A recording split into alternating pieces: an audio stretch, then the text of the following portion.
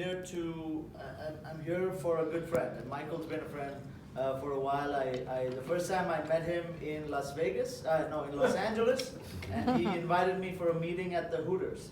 Right? And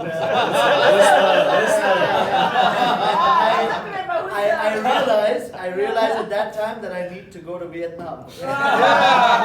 Because So I learned that there are some fun people here, and I've been friends with a few of you, right? Kevin, Long, and I love the work that we've been doing. And today's agenda is going to be in the next 90 minutes. I sincerely hope, to create an impact which is so massive that each one of us leave here wanting to double our region in the next 2 years. That's the time. Okay, double our region in the next 2 years. Because the question is not how and if. The question is why. The question is why, and I want to ask you that question continuously: is do you believe that's possible? And in the course of the next 90 minutes, I want to make sure you believe that it's possible. Because people around the world have done it. Hell, I've done it. Why not you? Okay? So we're going to walk through that. 60 minutes, I'm going to talk. 30 minutes, I'm going to leave up to some Q&A because there might be some specific questions. I just want to apologize if there's any questions which I have not run by Michael first. I may not be able to answer them, but with his permission, I will take certain questions and go with them. Okay? So, I'm going to start by telling you a short story which I hope resonates. But one second, how many of you don't understand me at all? Okay, how many of you understand me like 50%? 100%. 100%. Okay, because I will go, if I go very fast, which I do, you should just pause me, okay? Yeah. Just tell me slow. Okay. Because when I get in flow, it's going, man. There's nothing that's stopping it. So, here's a story that I want to start with because I feel like in Vietnam, we've existed for a while. A lot of you have been EDs for some time, and this story will resonate. So once upon a time, there were two monks. Let's just say in Vietnam. There were two monks in Vietnam, and there was an elder monk who was the guru, and a younger monk. Okay? Both the monks in their religion, it was forbidden to do a lot of things, and one of them was they don't touch women, or they don't, they have no association with women, stuff like that. Now these monks were walking to their village, and they'd been walking for a few days, and they were about 5 hours away from their village. They were crossing a mountain, and they looked up across a river, and they could see their village in the distance. It was still far, but they could see it. So they walked down the little hill, and they had to cross the river, but as they got by the river, they saw a young lady standing there. And the young lady was injured. She couldn't cross the river by herself. So she looks at the younger monk and says, "Sir, can you please help me cross? Can you please help me cross the river?" And the monk says, and the younger monk just doesn't even look at her and says, "No, I can't do it. Can't help." So she looks at the older monk, the guru, the teacher, the mentor, and says, "Sir, can you please help me cross? I'm injured." And the older monk just goes up in front of her and, bends down. So she jumps on his back. He lifts her up and carries her across the river. As they cross the river, the younger monk is going crazy. He's thinking, "Oh my God, how can my teacher do something which is against my religion?" And he's just freaking out. He's freaking out. They cross the river, reach on the other side. The monk drops the girl, and they start walking their way. As they're walking. The younger monk is thinking, "How did my mentor betray me? He did this, which was so bad, so bad. How can he do this?" Like, he's questioning everything about the religion and about the monk and about his teacher. And he keeps doing this, and they're walking about 2 hours in, and then 3 hours in walking, he couldn't bear it anymore. In his head, he's going crazy. So he looks at the mentor and says, "Hey, guru, mentor, I have to ask you this. Like, why the hell did you, you betrayed me. You carried and you touched a girl. How can you do that?" And the older monk looks at the younger one and says, "Son, I dropped that girl about 3 hours ago on the riverbank. You are still carrying her in your head. Drop it." And I tell us this because there have been so many things that you have learned, so many tricks, techniques, beliefs about BNI that for this next 90 minutes, I urge you to just drop. Forget about it. It's good stuff. I'm not saying it's bad. Just drop it for now. Let's relearn a few things about BNI, because today's talk, I call it the C's. Today's all about the C's, and you'll see how we build the C's. And as we come about to building the C's, I want to tell you a little story of how we came about to doing what Paula just said we've done. So about 5.5 years ago, I got into BNI for the first time. Right, so it was a funny story. I used to live in Los Angeles. My education is in neuroscience and economics, and I specialize in behavioral psychology. From there, I moved to Dubai, and in Dubai, I started. Not many know the story, but I started working as a servant, selling tea and coffee in a shipping line, and my salary was about $100 a month. And at that point in time, I will tell you this. I mean, it was the worst time of my life. But if you want to be poor in Dubai.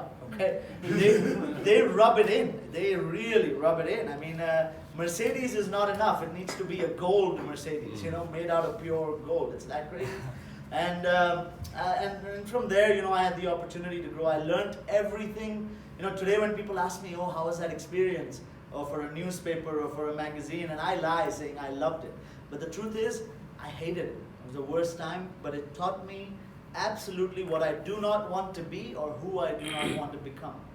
And then I had the opportunity to come back to India. We bought our shipping company and we were growing. When one fine day, about 6 years ago, I parked my car next to this guy, this black sedan, I still remember. I parked my car next to it, I get out of the car and this other guy comes out and he looks at me, he says, oh Yash, that's you. I said, oh Nitish, that's you. He's currently my partner from BNI. And he looks at me and he says, oh, we were not friends. We knew each other from 6th grade in school. 6th grade. And he says, hey Yash, you know, what are you up to? What are you doing? We chat. And then he says, I have a business plan. You know, so let's talk today at 6. And I said, you know, every day I'm sure you also as business people meet so many people who say they have a new business plan. I said, yeah, sure, we'll talk. And he calls me at 6. And he says, Yash, there's this thing called BIN or NBI, something like this, in Bombay, in Mumbai, in India. My brother-in-law told me, you want to check it out? And for some random reason, and I don't usually do it, I just said, yeah, sure, we'll do it. So I said, what do you need? He said, I don't know what you need. You need to wear a suit and you need to bring some business cards and come. I said, okay. So Thursday night, we board a train. I think that was the last time I took a train in India, right? It's crazy, it's like Vietnam. I take a train and we both reach Mumbai at about 6 a.m. We go, we change in the train. I was wearing a blue suit, not very different from this one, and we go to the hotel. We go to the hotel, there was a sign that says BNI Alpha, which by the way, at that point in time was the largest chapter in the world with 96 members. 6 years ago, that's a big chapter. Today, it's a small chapter, right? That time, it was a big chapter. So 96 members, the first chapter in Mumbai, 10-year-old chapter, you know, they had it all. So I didn't know any of this. We go down, it says BNI, we walk down to the basement of this hotel called the Ramada in Juhu, this area in Mumbai. And we go down, and this is what happened, but I want you to take it with a pinch of salt. I'm telling you the story for a reason. So I walk in, I open the door, and I walk inside, 96 members, about 50 visitors, give or take, let's say 150 people in the room. Yeah. All men, like maybe one woman, but all men.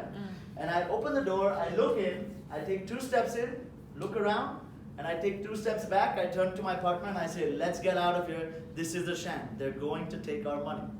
For sure, this is a place where we don't belong. Because this is, look at this room. There's all these men in suits and badges. Like, this is not my style. This is not how I do business. This has to be like a marketing gimmick or, you know, an MLM of some sort. Let's get out of here.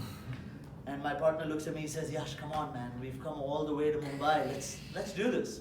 You know, let's just go in. 90 minutes, please. I said, okay, let's go, but they're going to take our money. He said, no, they won't. I promise you, let's go. So I walk in, I take a cup of coffee, and I'm sipping that cup of coffee. Before I sip the first cup, I go and I sit. There were 2 or 3 parallel rows, right? So I go and sit about where you are sitting. You know why? So that I can run out as soon as they ask for money, right? First time no one asks for money, I can run out. So I'm sitting right there. And before I could sip my first cup, there's someone who taps me on the shoulder. So I turn around and I say, hey, what's up? And the guy is a BNI member, badge pin, and he says, sir, the $10 for the coffee. And I look at my partner and I said, I knew it. I knew these guys were going to take money. And they're taking money even before it has started. Imagine what's going to happen when it ends. This is horrible. So anyways, I pay him that money and it was expensive, right? And we're sitting there And I'm looking at it, my brain's thinking, scam, scam, scam, this is a sham, something's wrong. And then the meeting starts. The meeting started and something miraculous happened. Something miraculous happened because the president started speaking and he introduced them. And then it came time for the members to give their 30-second presentation. That's when everything changed for me because I was absolutely blown away. I was blown away simply by the fact that there was 96 people, each from a different category in the room.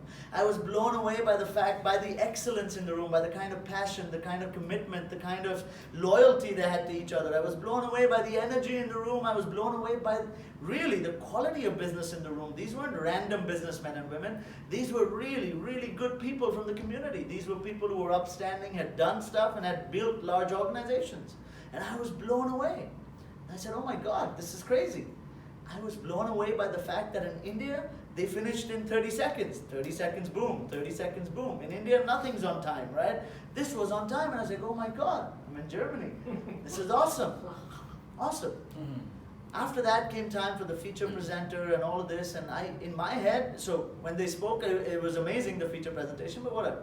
And then it came time for the business they'd passed, and they had passed about that time would be about $1.2 million of business in that month.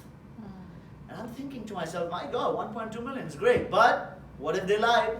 I don't know. Maybe this is a sham too. Maybe this is a way to trick me.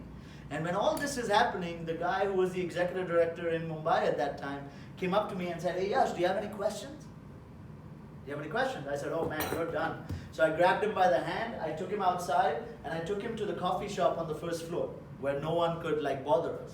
We go and sit there, and I badgered him with questions for not 1, but 4 hours.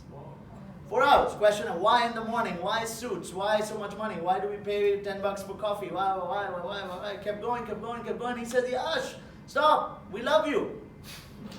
You know what? Become a member in Mumbai and Alpha. You fly every Thursday, attend the meeting on Friday, and you go back to your city, which is Ahmedabad. And I looked at him, I said, are you crazy?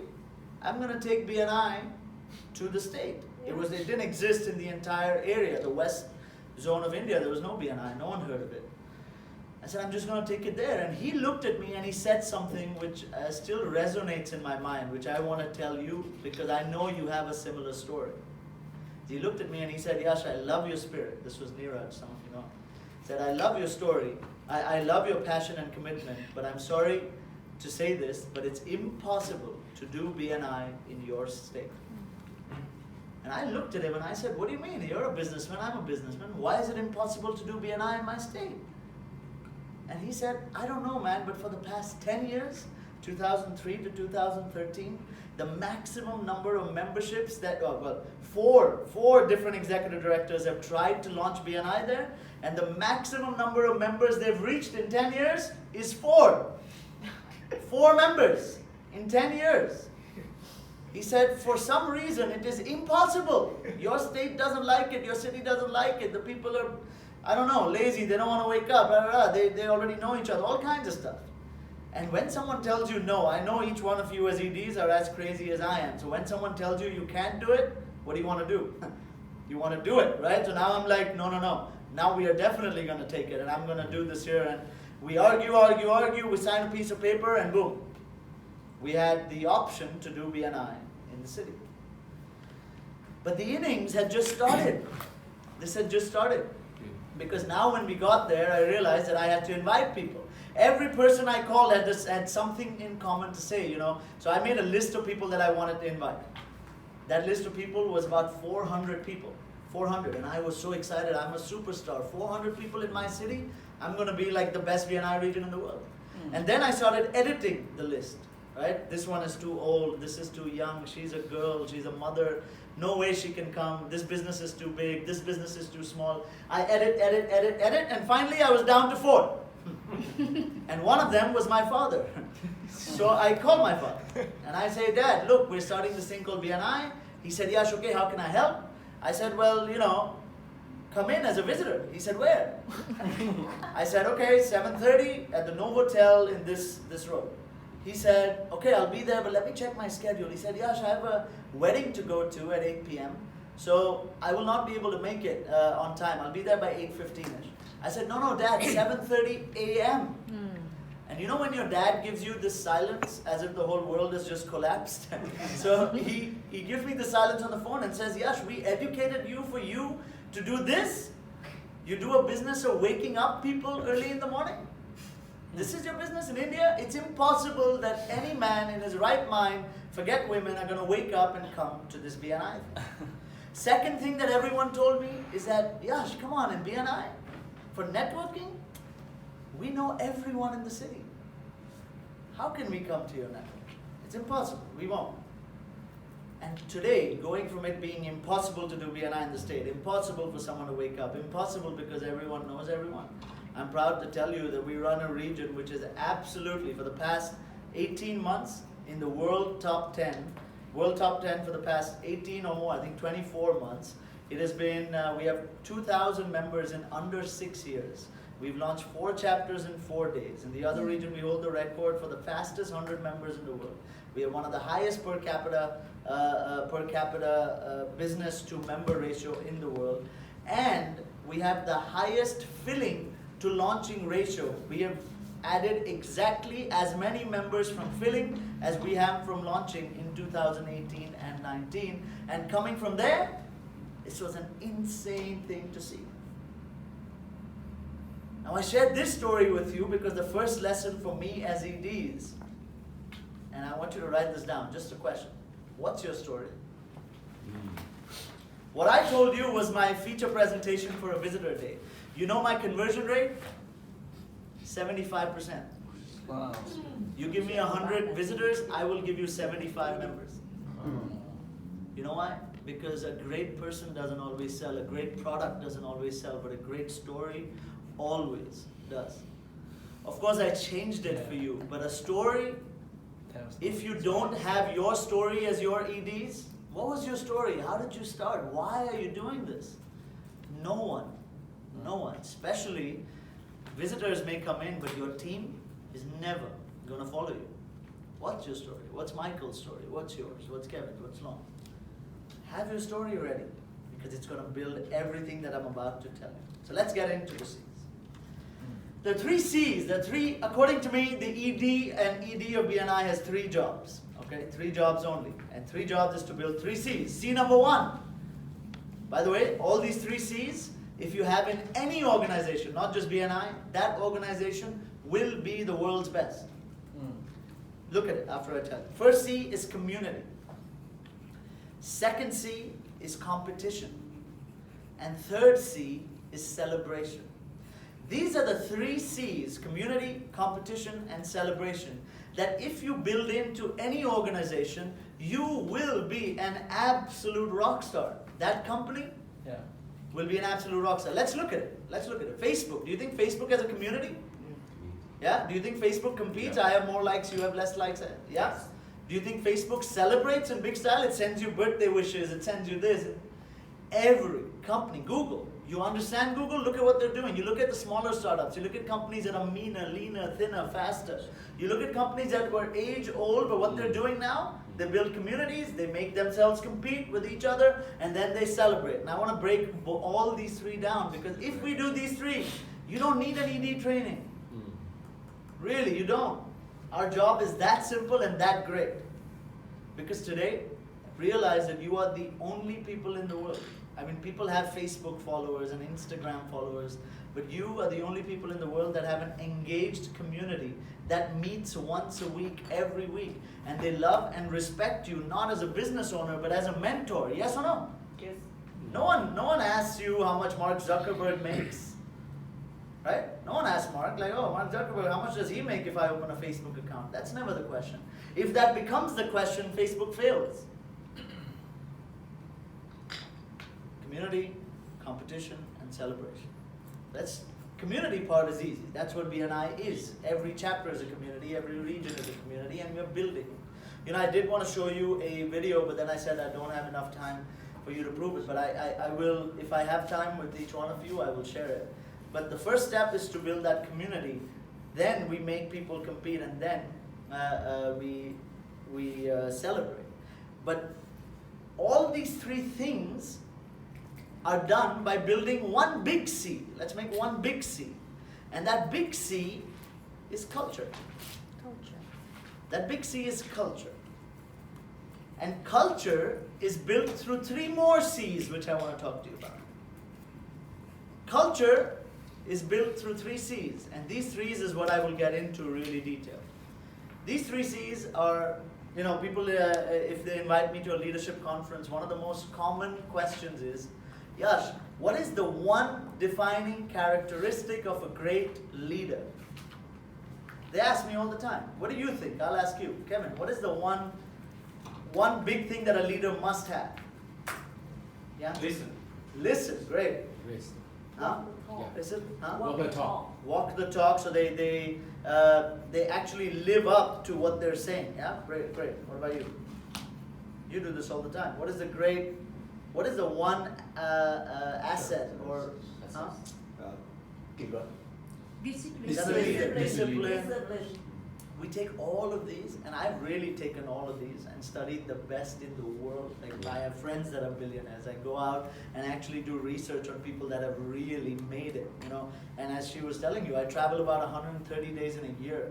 That's a long time to be out meeting some extraordinary people. Tomorrow I'll tell you a story in the keynote. I was on an island in Croatia with some of the best in the world, and it was amazing just 2 weeks ago. I'll tell you that story. But to me, the one defining characteristic of a great leader is clarity. But now let's understand the clarity. Is a leader always sure? Is a leader always sure? Like, is he clear? No. But the appearance of clarity. You understanding me? The appearance of clarity to your team and to your people is extremely crucial in what we're doing. So the first C we'll talk about is clarity. Second C is consistency. Yes. And the third C, which to me is the greatest C. If you ask me, if Michael tells me, Yash, come to Vietnam, talk about BNI, to me, BNI, by the way, I should tell you this, right? So people ask me all the time, Yash, explain BNI in one word. What is BNI to you in one word? Tell me, guys, what is BNI to you? One word. Just. Just. Trust. Trust. Commitment, trust. What is BNI? Solution, system. Passion. Yeah, Michael is passionate, huh? Business. So, I'll tell you what it is to me, and I think this is it. If you understand this is these, I go home, life is good, I've served my purpose. Has anyone been to, well, you're from Vietnam, but so it's different for you, but have you been to China? Anyone? Yeah. So as a non-Chinese speaking person from India, I went to China about 4 years ago. I go to China and I was in this city called Xiamen. And now, I was there for a business thing for my ships and all of this, but I went to Xiamen and we had the conference and everything. But then the problem in China is even on the business card, the name of the hotel, like the Intercontinental, is not Intercontinental. It's like some other name, right? It's not the same, so it's really confusing. And this one time, in the evening, I got lost. I got lost and I don't know where to go. I don't have a phone, I don't have a friend, I have nothing, and I'm walking around the streets of Xiamen, looking around, and everything is different. The smell is different, the sound is different, what I see is different. The cars are different, the lights are different, the people are different, the food is different. Everything looks to me and it's different, and I'm feeling extremely uncomfortable. When I keep walking and to my left, I see what looks like a bar. It looks like a bar. I said, oh great, this is a bar. I know this is a bar, so I walk into the bar. That's what you do when you're confused. I go in and I ask the guys, and I walk into the guy doesn't speak English, so I point. And that time, I used to drink only one drink, which was a Grey Goose, soda, and lime. Yeah? So I point at the Grey Goose, then I point at the soda water, and I point at the lime. He says, okay. Takes the Grey Goose, puts some soda, squeezes some lime, and I drink it. You know what it tasted like? Can you guess? It tasted exactly like a Grey Goose, soda, and lime tasted in London, like it tasted in Rome, like it tasted in Monaco, like it tasted in Mumbai, like it tasted in Peru, like it tasted in LA. It tasted exactly the same, and I felt at home. For the first time, there was something in China where everything was different, but this tasted exactly the same. Has anyone been to Switzerland? Anyone? Tell me, when you go to Switzerland and when you're walking around, this is for the Vietnamese folk, not for Yan, this is different. When you're walking around there and you see other Vietnamese people from Vietnam, how do you feel? The familiar. No, how do you feel? Like really, you feel, oh my God, it's my person, my guy. At that time, you don't worry about what religion he is or how much money he or she has or what family they're from. Yes. Suddenly, they're Vietnamese. Oh, It's yes. like, oh, what did you bring? I brought this. What is that? Bánh chao? What did we eat that day? The Obama noodles? Bún chao. Say, oh, you like bún chao? I like bún chao. Everything's great. And you connect immediately. Yes or no? Right. Yeah. Because BNI, to me, is nothing but a language. BNI is not an organization, BNI is a language, because guess what? I come all the way from India, he comes all the way from Germany, he comes from Korea, but here, we speak the same language, yes or no? Yes. It's insane. It tastes the same as it does when you go to Germany. I've spoken in about 11 BNI countries in the world. Okay, from Japan to America, all of it. And I'm telling you, every single place you go, it's the same.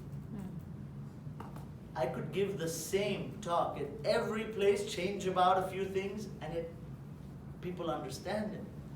Because BNI is a language. And hence the third C is communication. Yeah. Now, what's the difference between, I mean, we have EDs, you'll say, you know, some of the people in Europe, Communication. so you got the 3 C's, it's clarity, consistency, and communication. Now, you know, I've been, when I'm in Europe, when I was in the UK, certain people will make a joke saying, hey look, you know, of course in India you have 2,200 members because you have such a big population. Right? But then there's a city right next to me with a population double to me which doesn't have as many members. How do you explain that? You have 97 million people in Vietnam. And Vietnam is 1/7 the size of India. And you're telling me you have 2,200 members and you're okay? Or 2,900 or whatever? 3,000. 3,000. Okay. And look, I'm not here to be your friend. I'm here to win. So please don't expect to like me or for me to like you. That's not the goal. This is how I am. I'm a bad person. But we're going to win. That's for sure.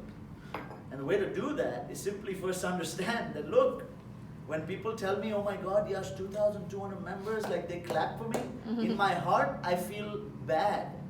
Because you know the population of my city is 8 million. 8 million in my city. And how many members do I have? 2,000. You know what percentage that is? 0.000 something. It's horrible. So I'm thinking, why don't I have 50,000 members at least in one city? Because I am convinced beyond belief in my head that the only way for us to grow as business people, I'm a businessman, I'm not a BNI. For me, I'm convinced that the only thing that has changed my life every time, whether it be romantic, intimate, business, whatever, is my relationships. Yes or no?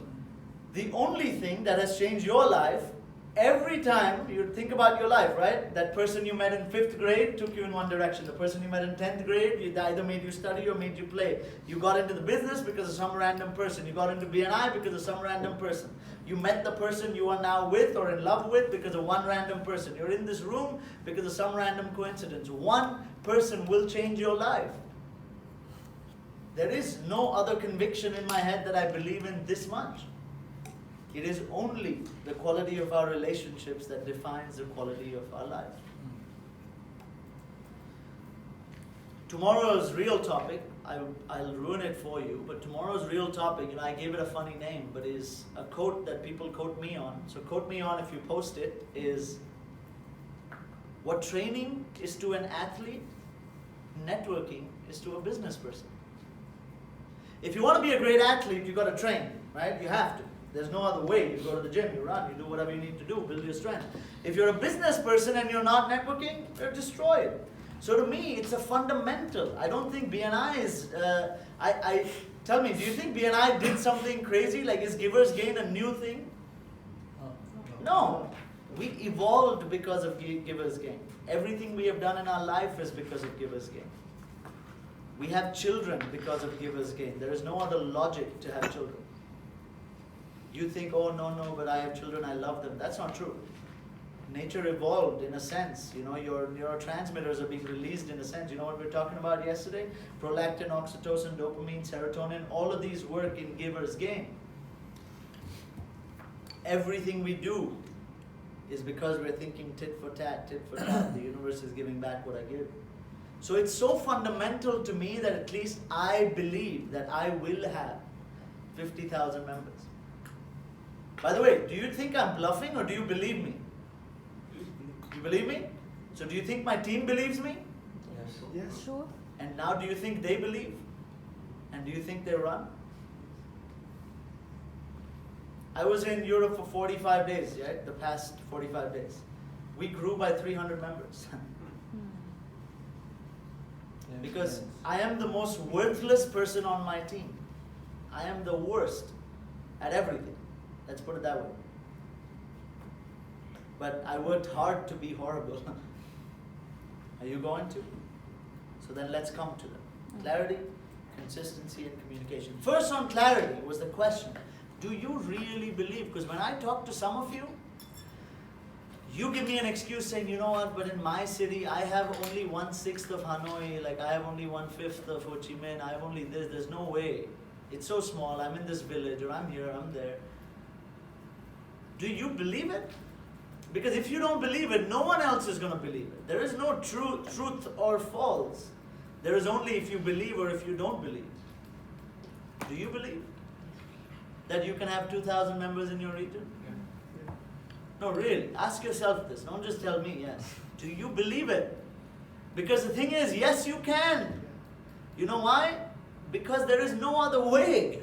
How do I explain this to you? There is no other way. For every person that gets into business, you know, I feel like the world reaches tipping points. So for instance, back in the day, you remember when Gmail started? Actually, let's go back to Michael's day. Michael, you remember when fax machines started? Right? When fax came out, it wasn't normal that everyone has a fax machine, right? So that means the question would be, if we both are businessmen, I would pick up the phone.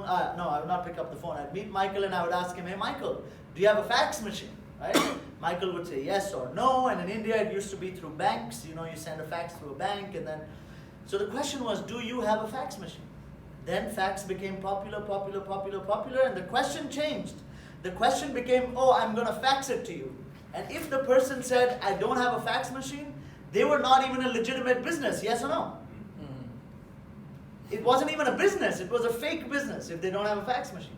Similarly, when Gmail came about, we asked each other, oh, you have an email? Okay, I'll send you an email. Today, do you ask someone, do you have an email, or do you say, give me your email? The question changed. The world reached a tipping point. Today, we are asking people, oh, do you have a BNI, are you a BNI member? Or do you want to be in BNI? The question will change. I don't think today, I think we're about 5 years away from it. But the question will become, oh, you're not a BNI member? You're not a business person. Exactly. Yeah. I told somebody. Yes. Like, do you ask someone, do you have a Facebook account? Because if you don't have a Facebook account, you're not even alive. It's a proof of existence. Even dead people have a Facebook account. You know that?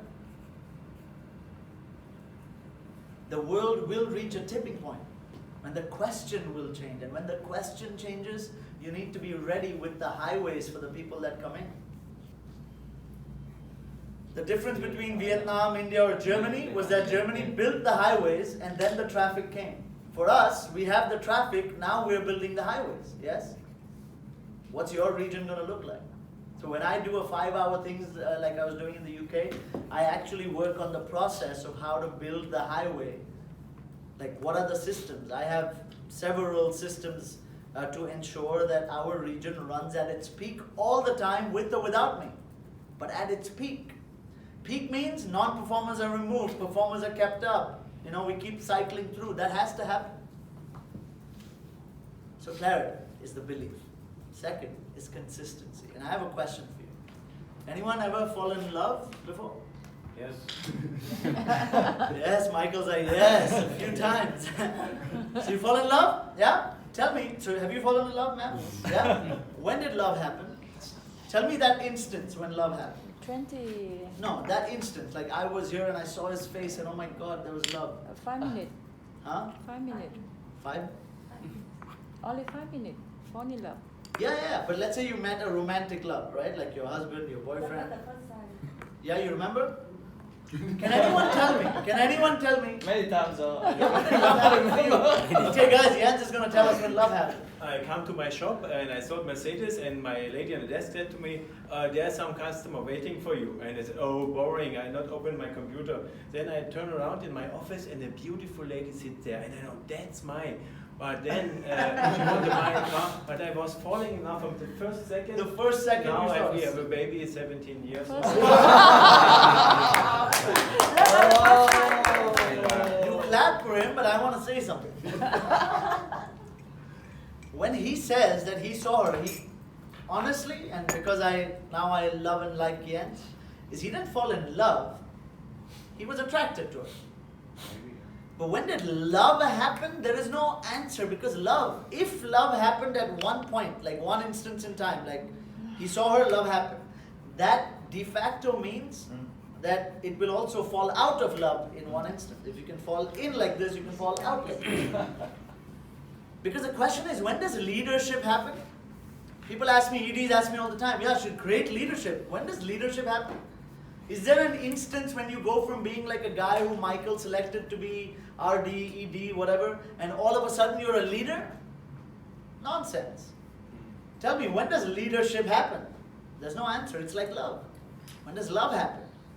Love happens every time he woke up in the morning and told her good morning before he checked his phone.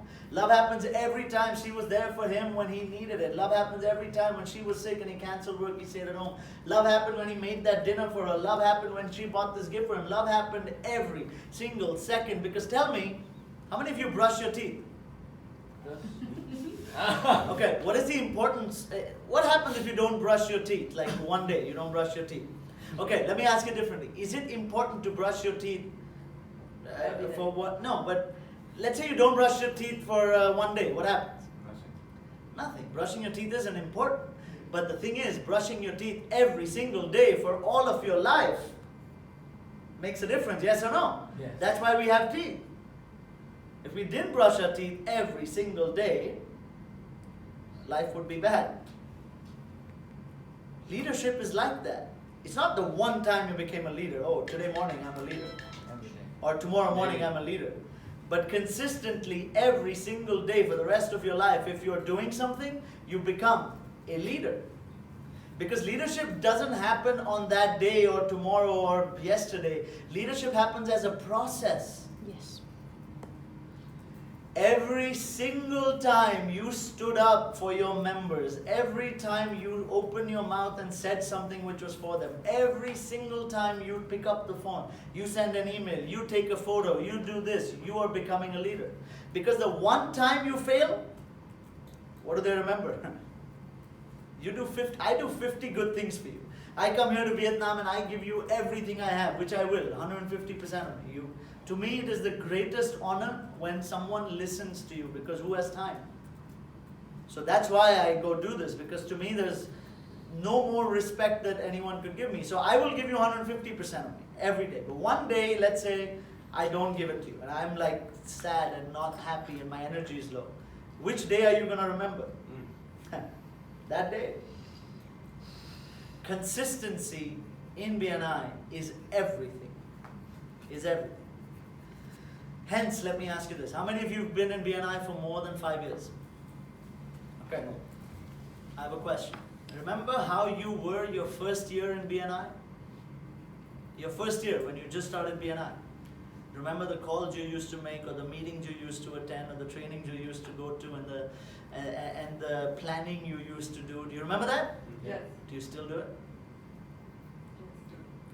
Same intensity, same power. When I started BNI in our city, I used to wake up at about 7 a.m. and reach the meeting at 7:45. every day. Today, I wake up at 4 a.m. and I go to the gym, I finish my work, and I reach the meeting at 7 a.m. every single day. Do I need to go? As EDs, do you need to go to a chapter meeting? Like, can someone punish you? No. But I go every single day only and only for 3 reasons. For 3 reasons.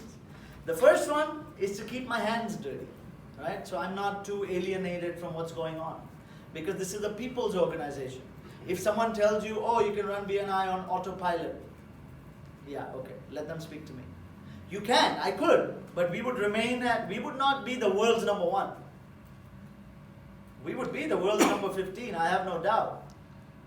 Actually, before I speak, I guess I should take your input, right? Do you want to just own a BNI region, or do you want to own the world's best BNI region? Okay, then we're in the same room. Anyone not? It's a good place. Go home. Open the door, please. Yeah. No, because then it's not required. Then it's a waste of our time. Because if we want to do something the world's best, the key is going to be communication, clarity, and consistency. And communication one-to-one beats communication in any formal manner. So the first reason I go into the meeting is to keep my hands dirty, to understand what's happening. Second reason is to communicate. Every time I walk into a chapter, I have a message, I have a story. You meet a member of mine, especially like a DC, you will feel like I'm talking. Because I've said the same thing to them about 1 million times. It's programming. Literally. They'll say the same words. They will tell you the same story. I went to China one day and this was different. They will tell you the same story. True or not true, the impact is what counted.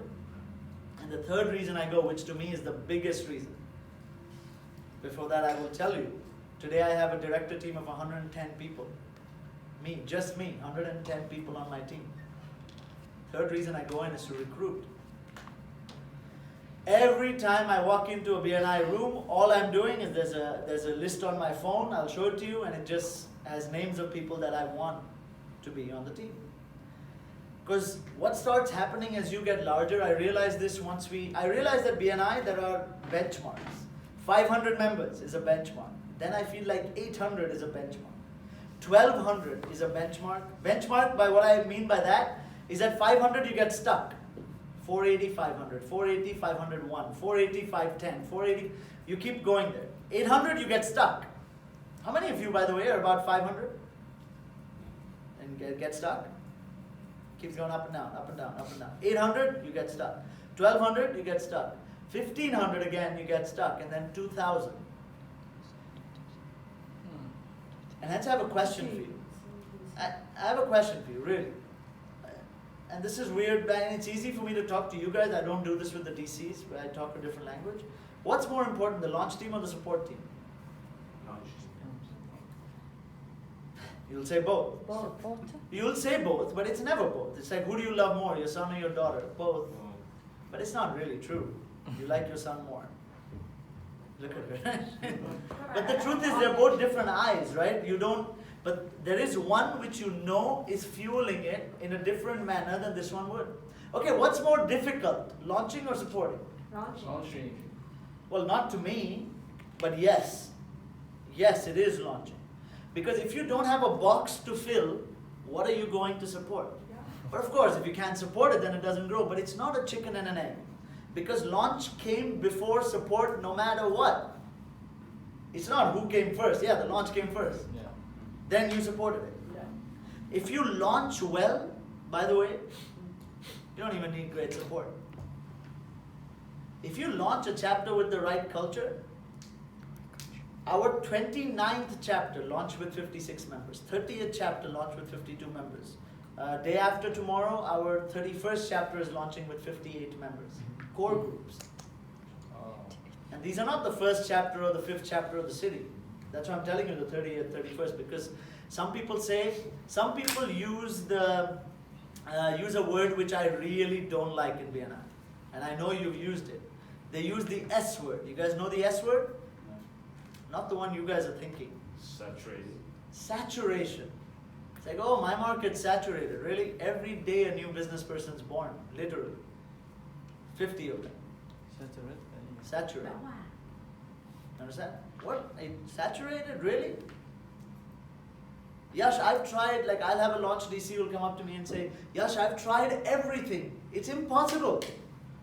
I say, really? Have you tried everything? He said, Yash, yes, I've tried everything. I'll say, okay. Have you worn a Superman costume and jumped off the window? He'll say, no, I haven't tried that. I'll say, you haven't tried everything. Because your team is telling you stuff which is not true. And hence, let's get to a lesson before I tell you the third, before we get into communication. Sorry to say this, but here, don't trust your team. Don't trust your team until you trust your team. So don't walk in just thinking, oh, he's my team, so I trust him. That's not true. Because there'll be three kinds of people in your team. The first kind will be people who have no idea that they're doing something wrong, right? The second kind will be people who do something wrong or something wrong is going on in the chapter, but they will hide it from you. Yes, you know what I'm talking about? Not if you're with me. I know you guys are, but guys, first kind is people where something's going wrong in the chapter, right? There's a culture problem in the chapter. They don't know there's a problem. They can't see it. Let's say your support DC cannot see it. The second kind will be a support DC who sees it, but will hide it from you as EDs. Yes? And the third kind will be a DC who sees it and tells you, and you work together and you solve it. Okay? Or work with it. Don't trust your team just because you recruited them on your team. And hence I circle back to the third C, is communication. Now look, communication is all, like if you ask me what is our job as EDs, literally is communication, because BNI is a language. So every word that you say has a deeper impact. For example, once I went to a chapter, I'll tell you a story from business first. Like I was in, I'd just come back to India and started our business, and I went to this one friend of mine who had a massive building of his own, 600 people in staff, very good, okay? And he was doing well. I go to his sales floor to meet him, and one guy comes running up to him, and we were talking, and gives him a high five, and says, okay sir, we trapped that customer. We trapped him, we got him. Like, he said it in the local language, but essentially what we meant was we tricked him. Now we have him, and he gave him a high five, and they celebrated. That company shut down in the next 2 years. From 600 employees to bankrupt. To me, it's because of language. You walk into a BNI chapter and someone is like, oh, let's trap that visitor, let's fool him. Let's fool him to come in. Or, let's get his money. Those chapters, I've never seen them grow. But by the way, that language came from the top. It came from the EDs. But imagine you walk into a chapter that says every visitor that comes in. When I do our LT training, my LT training, the next one is 14th of September, 2019. You know how many people attend? This year will be 1,100. Wow. At the LT training. And all I'm teaching them is, for example, stuff like this. If a visitor comes in, each visitor host or each person who interacts with them is essentially going to say something like, hey look, thank you for coming to a meeting, but I just want to tell you a couple of things. Don't tell anyone I've told you this, right? Because like our chapter is super crazy about having the right people in it. So when you have a seat, just know that the president might ask you to introduce yourself. Please write your introduction down in 10 seconds because our chapter is looking. They're seeing if they want you in here or not, so give us a very brief but crisp introduction. Second, please ensure that when the president asks you to say one good thing, right? The president says, tell me one good thing. See, this is language, BNI around the world. One good thing, stand up and give a referral. Give a referral to one of the members, so pay attention to the presentations. Because if you give a referral, our members really appreciate it, and your chances of being selected in our chapter are much more. And third one, is, look, our chapter is really, really selective about who they allow in. So if you want to come on in the visitor orientation, please ask a lot of questions and meet the vice president. He's the one that decides. This took about 45 seconds, but just doing that, the conversion went from 12% to 22 or 23%. Just that. It was language. Are you as EDs just leaving it on good faith, saying, oh, I have a smart chapter, he will take care, she will take care? Or are you telling them the touch points? Because communication, a great storyteller is not one that can tell a great story. A great storyteller is one that when he tells a story, others go and share it after. And hence, well, because I want to keep time for questions, I want to tell you a story. And I want to tell you a story about what I really feel. What's your name? What's your name? Henry. Henry. Okay, Henry, be with me. I want you. I want to tell you the story because to me, this is BNI and this is our role. And then I'll open it up to questions because some of the things maybe, you will understand better when we do Q&A. Have you guys heard of a man named Al Capone? Mhm. Yeah? How many of you have not heard of Al Capone? Yeah, you have heard. And you've heard I told you the story in Corporate Connections if you remember, but if not, I will share with you again. There was a man named Al Capone back in the day, late 1800s. This guy was the world's most, he's the world's most famous gangster or mafia, mob boss, okay? He used to live on the central eastern side of the United States in a town called Chicago, and he was the biggest mob boss because he was in charge of everything. He started from the illegal alcohol. There was prohibitions or illegal alcohol, the racketeering, gambling, prostitution, corrupt officials. Even the president was paid by him. He owned everything in that city that was happening in that time. But he was famous not because of his power, but he was famous because he was in power for a longer time. Usually mob bosses or mafias, they die early. People kill them. But this guy was in power for a long time. And they say that he was in power because of a man named Easy Eddie. Okay, guys, now stick with me. Easy Eddie was his closest friend, his most trusted confidant, and also his lawyer. Okay? And Easy Eddie was extremely loyal to him. And for his loyalty, he was rewarded with everything that he could give. So Al Capone had gifted him everything. He had all the money in the world, all the houses in the world, all the cars in the world, all the women in the world. Whatever he wanted, he had it. And he also had a 6 or 7-year-old son at that time. And Easy Eddie had one big regret in his life, that he had everything, but he could never give his son the one thing that he really wanted to give, which was a good name, a good last name, or a good culture to pass on. So Easy knew there were two ways. The first way was to go up to the son and say, hey, Raymond, I was a bad guy, but you don't be like me. You become a good guy.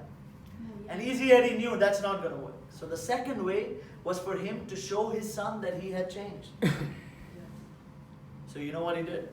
Exactly that. Easy Eddie, next day morning, walks into a police station, who take them to the courthouse, and he gives up everything he had on Al Capone.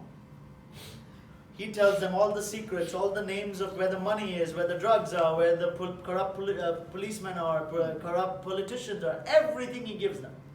And this led to the decline of Al Capone. But this was a dangerous idea, right? And he knew that. Because 6 days later, Easy Eddie was found in his car, shot down with about 64 bullets in his body, completely bloody when the cops found him.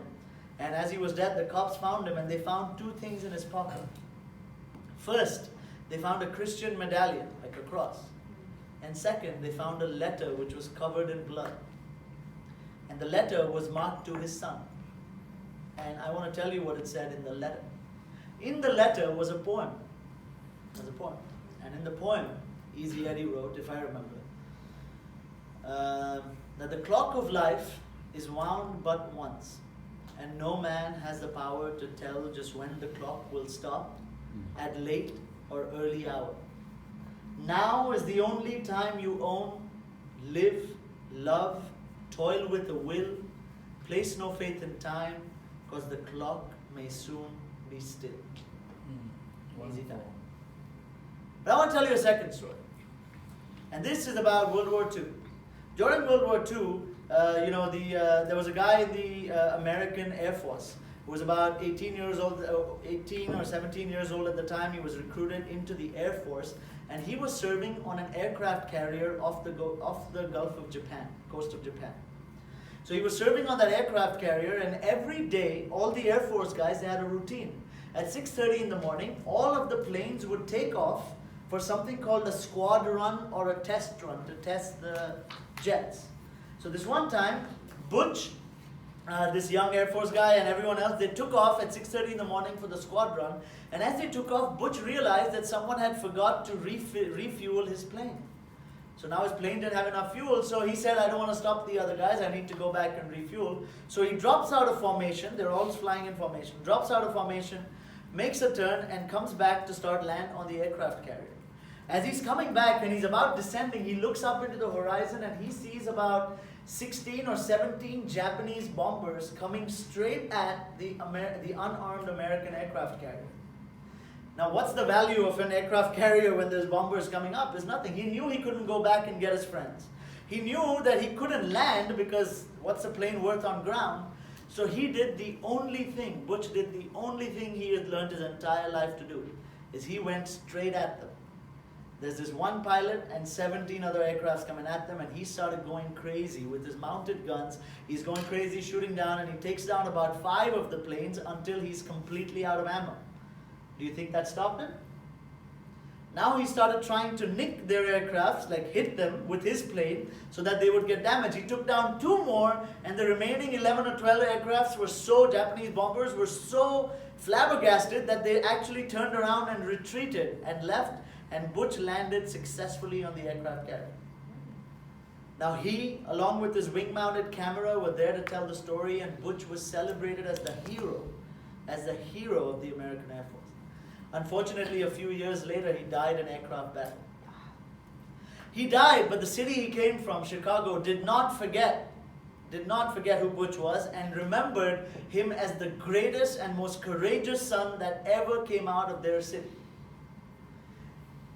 And his full name was Butch O'Hare. Has anyone been to Chicago? Okay. Yeah. What's the name of the airport? O'Hare. O'Hare. Butch O'Hare, after him, the airport was named O'Hare. If you go to Terminal 3 or Terminal 2 in O'Hare Airport, you will see he was awarded what is called the Medal of Honor, which is the highest award that any American can get in the in the military, armed forces. There is the Medal of Honor, his plane, you can see everything there, right? And Butch was he's still treated as the most courageous son ever born from Chicago as Butch O'Hare. Now, I don't tell you this story because I like stories. I tell you this story because Butch O'Hare was Easy Eddie's son. Butch O'Hare was Easy Eddie's son. Because culture is not something that you tell someone to pass on. Oh, you have good culture, you take culture, you take some from my pocket, you take. Culture transcends even when we don't exist anymore. Culture is what stays when culture is something that touches every person that comes into the room. Culture is what touches the server that comes in to give you water or coffee. Culture is something that every visitor leaves with. Culture is something that all of your members imbibe. Culture is something that is heard, seen, spoken, touched, felt in all your members, all your DCs, all your ambassadors, all your EDs. Culture is something that just transcends. Culture is something that transcends. And hence, I want to ask you, really, and it's that simple. We learned the 3 C's. We learned that our job is just building community, making them compete in a healthy way, and hence celebrating all the success that we do, which is what this convention is all about, celebration. Right? Why did he invite me? Why is so many people from around the world here? because we want to celebrate your success. But when you celebrate success, celebrate in style. I wanted to show you a video of my region's Members Day. Paula is not here, otherwise I'd ask her to pull it up. But if not, I want you to YouTube it, right? Just go BNI, Ahmedabad, AHMEBADAD, AHMEBABAD, Ahmedabad. 2019, just type 2019. Even if you, so the event is called the Symposium. Okay, if you type BNI Symposium 2019, you'll get it. See the video. See what celebration looks like. I want you to understand these three. But then, coming to these, the other three C's for building culture, clarity, communication, and consistency is all that we need to do. So the question is, are we doing this?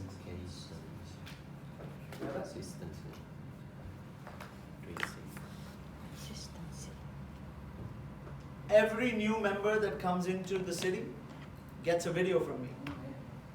Every MSP, there will be some message that will be dropped. Every person that leaves will have an exit interview done by a DC and it will come to me. Every person that left unhappy will get a call from me. Do you even know who's coming and going in your region? Do you know who left yesterday? I get a report with their phone number. And of course, I don't talk to each one directly, but I have a team just to communicate and say, hey, look, you know, Yash was concerned as to why you're leaving. I just want to know what happened. And you'll realize that most people leave BNI.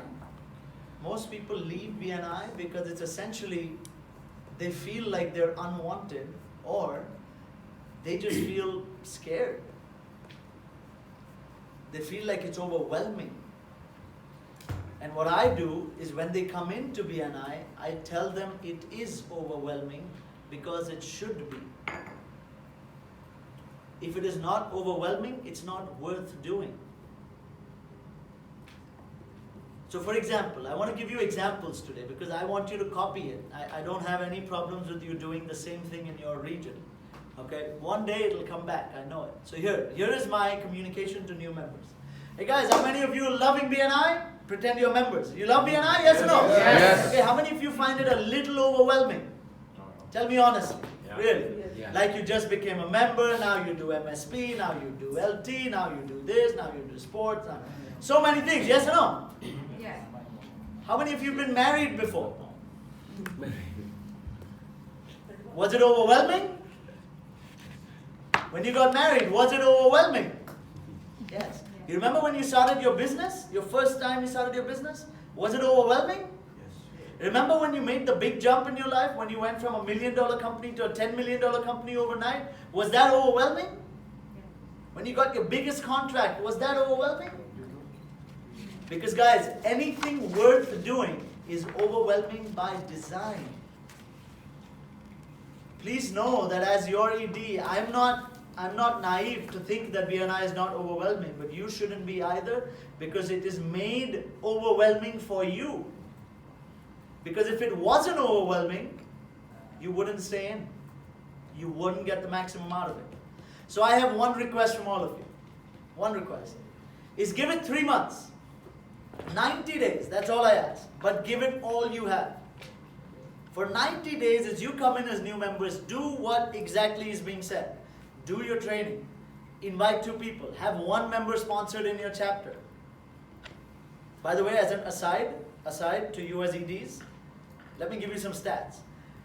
The first year retention in Vietnam is what? Do you know? What's the first year retention? First year retention. 50 something. It's probably less than 50.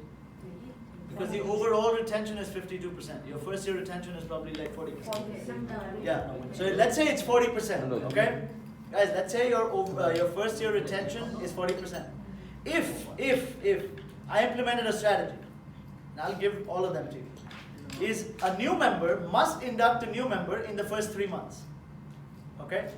if a new member sponsors a new member in their chapter, all of a sudden retention goes up for that member to 80%. Think about why. Okay, today I'm a new person, right, in Vietnam. I'm new for you. Suddenly, next year, some new speaker comes and I am the second speaker, right?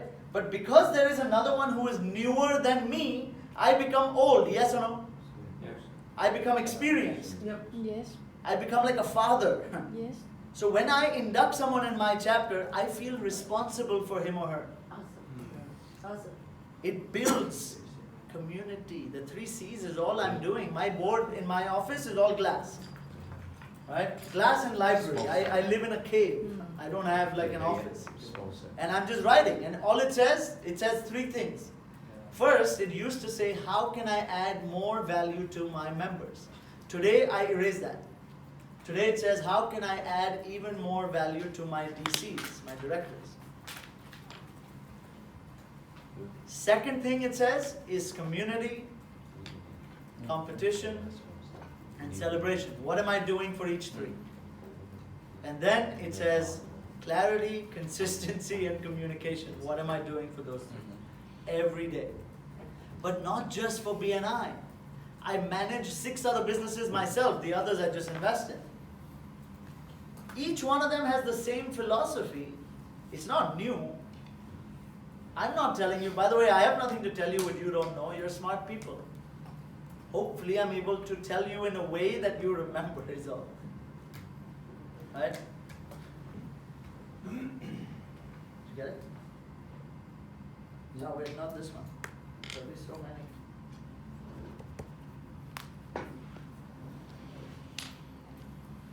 Cái tên của video đó là gì?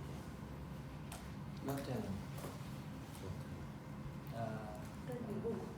VNI Jazz.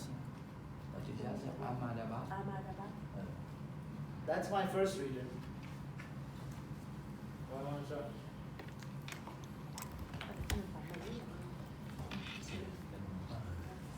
Maybe we better cut a staff. Oh, that's okay. Well, you guys can see it later. I don't use PPTs for a reason. I think they slow me down. I was telling Michael. Michael laughs his ass off. Good evening, BNI. No, without the videos. Ủa xong chị? Ủa chị phát lên. No, just let it come, then you play. This is no fun. Khoan mở ra để nó lên màn hình. Yeah. I told Michael that PowerPoints are for Chuyển people máy đi. who neither have power chuyển nor máy have a đi. point. And he got really, he's like, I love this. Because he loves PPT. Okay, so with that, guys, I want you to ask me whatever the hell comes to you. By the way, thank you so much for listening for those 62 minutes. I calculated, and I really appreciate the intensity with some of you understood. Some of you that did not, please ask me whatever you want, and let's get in it. So any specifics on BNI, let's do that, because we have only so much time, and I'm here for the whole day. So whatever you want to say. Questions? Or topics you want me to talk about?